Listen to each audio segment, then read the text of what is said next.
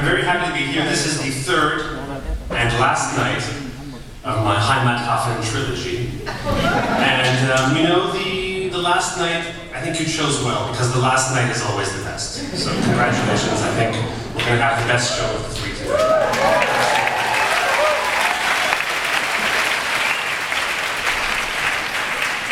I definitely didn't tell the other nights that they were best. No, I'm thrilled to be here. This, by the way, is a beautiful Bechstein piano here. I don't get to play such a nice instrument very often on tour.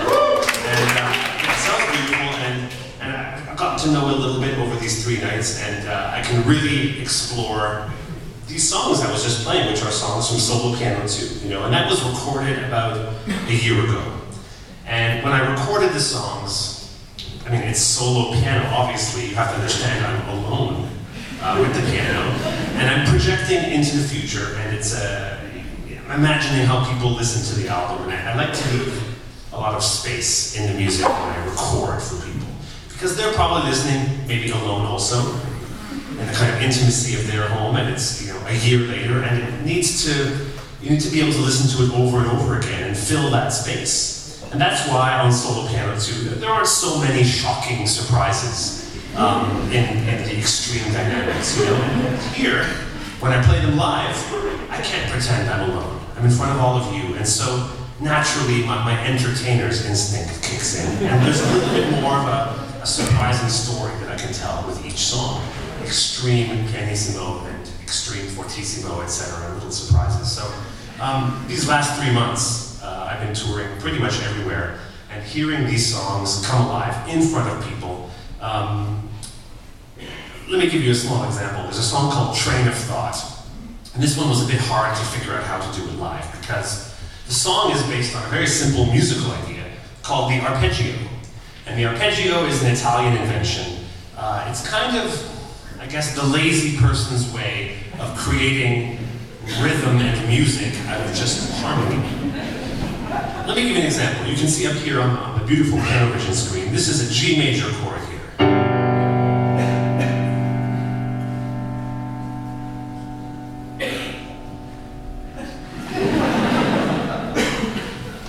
So as you can hear, it's not really music yet. This is kind of a musical playing field, but there's no game being played yet. And this is just straight up G major. Anyone, whether they have experience on a piano, they could come and put their hand and it would pretty much sound the same. There's no music yet. It's just G-Dur, as the Germans would call it, right? G major. So an arpeggio, the idea is to turn this a little bit into music. And the way we do that is we take these 4 notes of the G-Dur, and you play them in a row, in a kind of consistent rhythm, one by one. And then it starts to almost sound like music.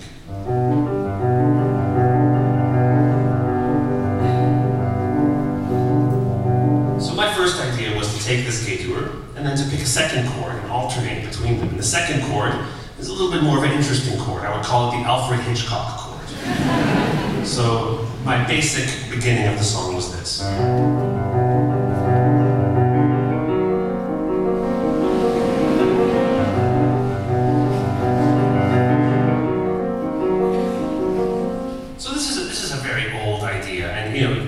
Today use it all the time. A lot of dance music producers, you know. My good friends Daft Punk over in Paris, you know. They'll do something like this. You might recognize this style.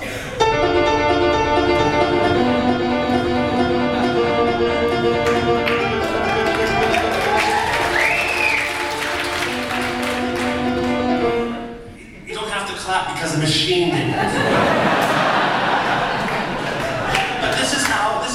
This is a very honorable way of, you know, creating rhythms so that people will want to get up and dance, you know? So even if you go back, I don't know, 70 or 80 years, you can take a big dance banger like In the Mood by Glenn Miller, right? You know that? It's based on the arpeggio as well.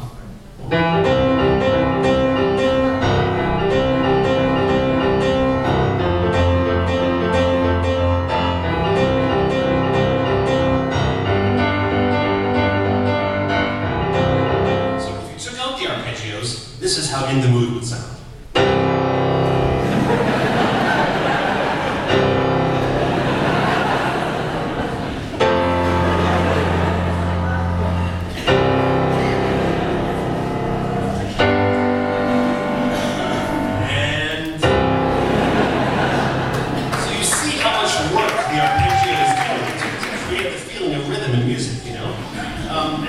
decided to take this even further. And in the right hand of train of thought, I decided to also put arpeggios, but this time they would go down.